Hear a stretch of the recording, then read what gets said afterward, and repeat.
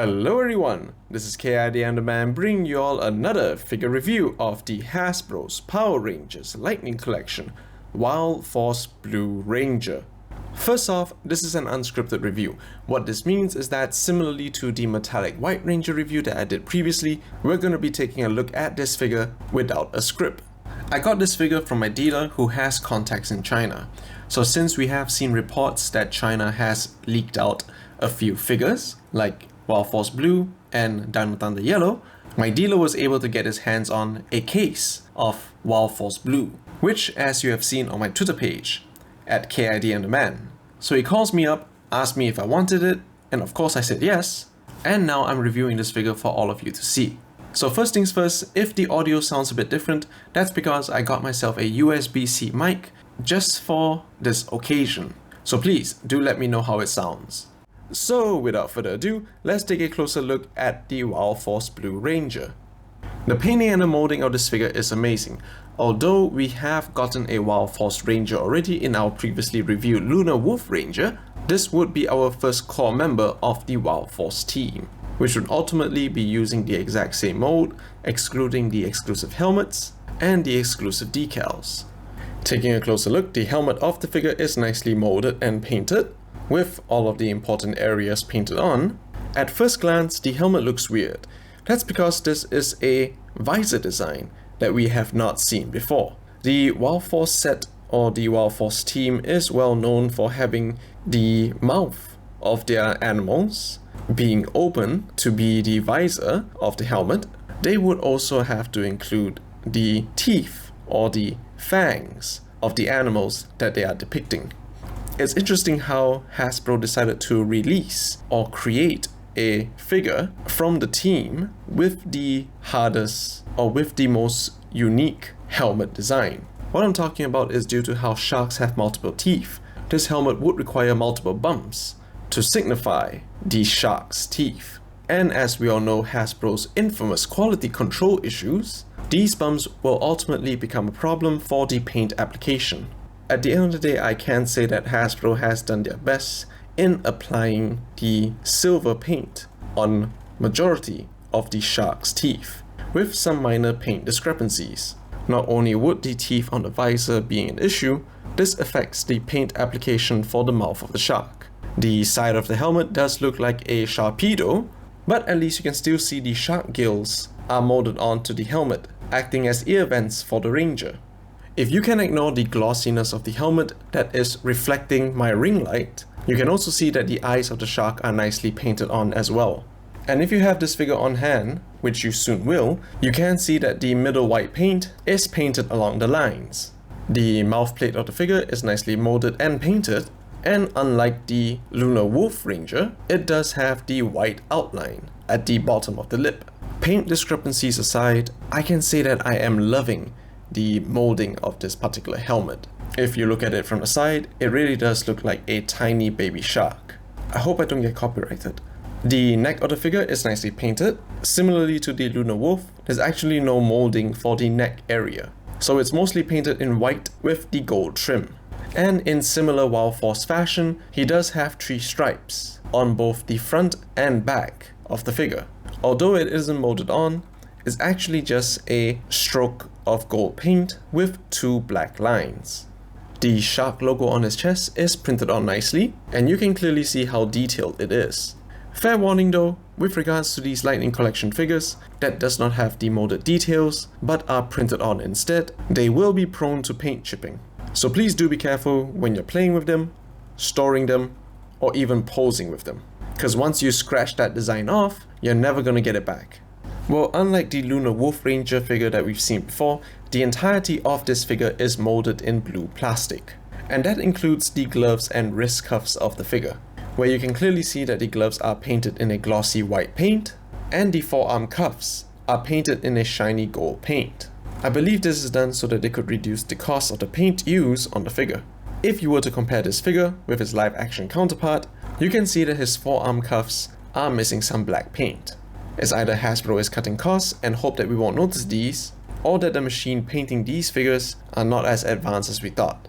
The belt of the figure is nicely sculpted and painted in the same shiny gold paint, you can clearly see that it is showing the insignia of the Wild Force Rangers, with all of their respective animals, as best as they could, to be represented on the belt.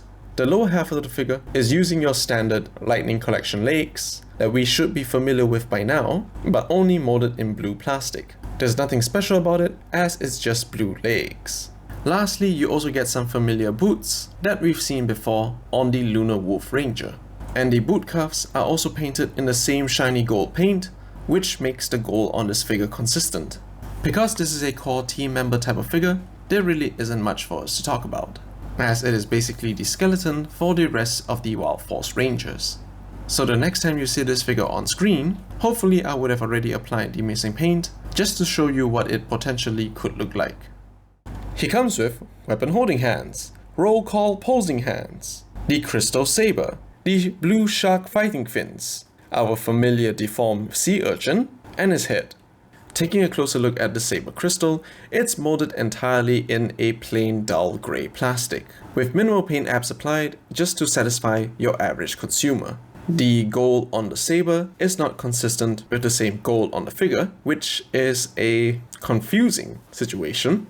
I mean, why couldn't they just use the exact same gold on the saber that they used for the figure? Perhaps the painting department for the accessories did not get the memo, or they were just using different machines. The handle of the saber is not exactly molded on correctly, plus the paint on the handle is actually meant to be white. But I guess they painted it in blue just so you can differentiate the sabers once you get the rest of the team, which I honestly think could have been handled properly if they would have painted the crystals in its respective color. If Hasbro would have just painted the crystal on the saber, we would not have the paint error on the handle. But that's okay, I'm most likely gonna repaint the saber as well. As for the fighting fins, they're pretty neat.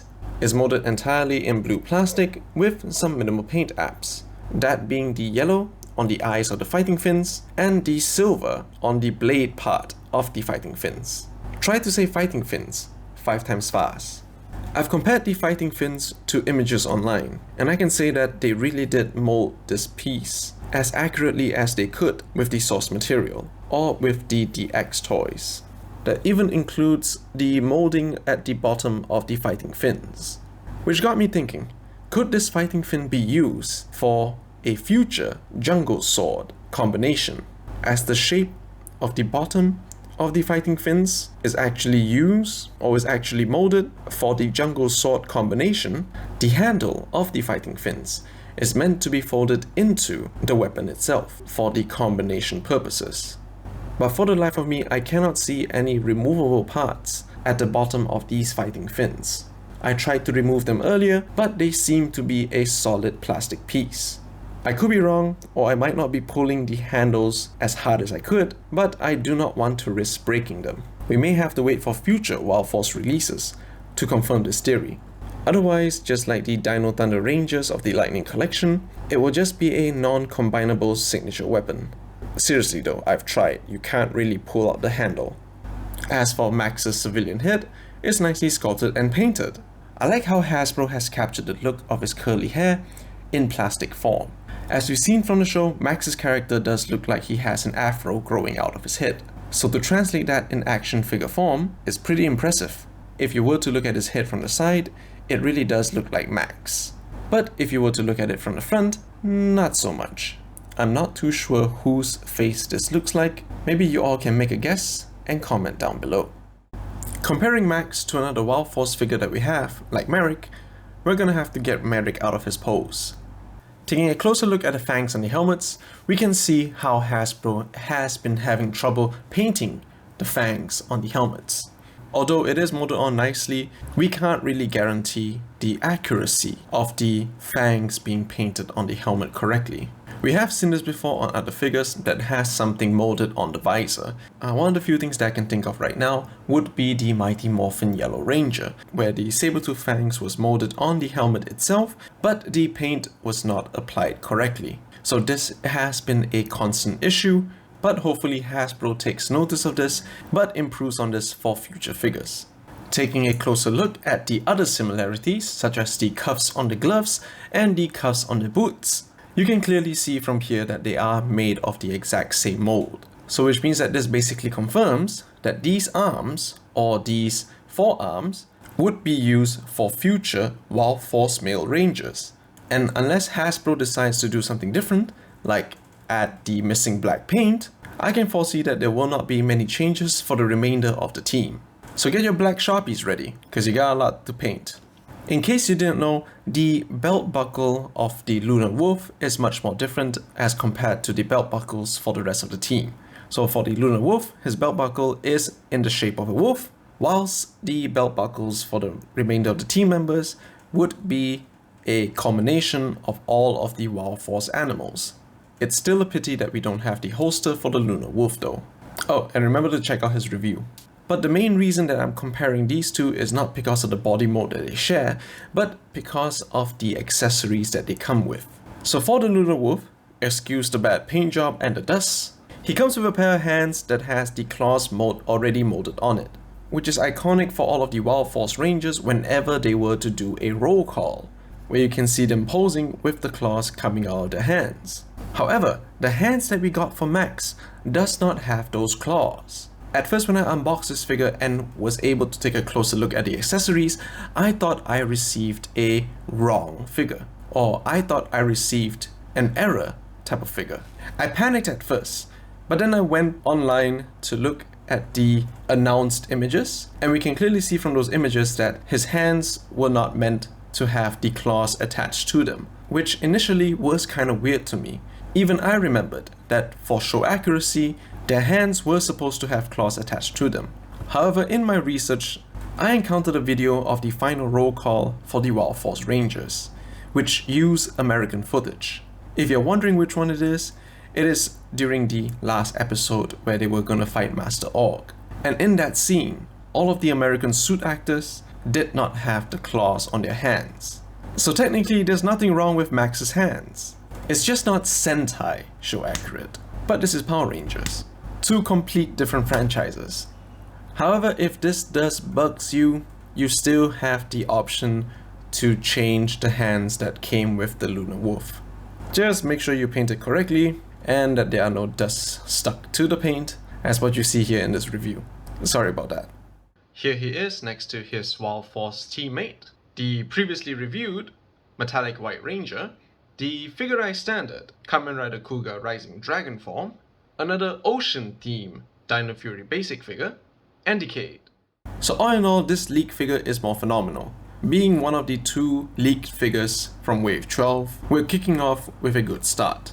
The release of Wild Force Blue does show us that we are slowly completing the Wild Force team, and if I can get my hands on Kira, that's also going to be another team filler, but we're also getting closer to completing the Dino Thunder team. Although there wasn't much to talk about in this video, and this figure being a standard release, he's still a good figure to have. If you're fans of Gal Ranger or the Wild Force Rangers, you should pick this guy up. Just be sure to check his decals before you buy him. My dealer was nice enough to check the quality of his remaining stock and provide me with the version that you're seeing here today. So hopefully I got the second best one. Oh, and let's not forget, how does he look on the shelf? So if you like this video, blast that like button, leave a comment down below, let me know what you think about this Wild Force Ranger, share this video with your friends and family, to tease them that a Wild Force Blue is out there right now, and that they should be out hunting for it. I would like to give a special shout out to my dealer, who really came through with the one-day shipping, which arrived on time, just so that I could make this review for all of you. So please, do subscribe, because it would really help the channel. I also make other Toku related type of content as well, which I really think you'll enjoy. This is KID, I'm the man, and I'll see you all next time.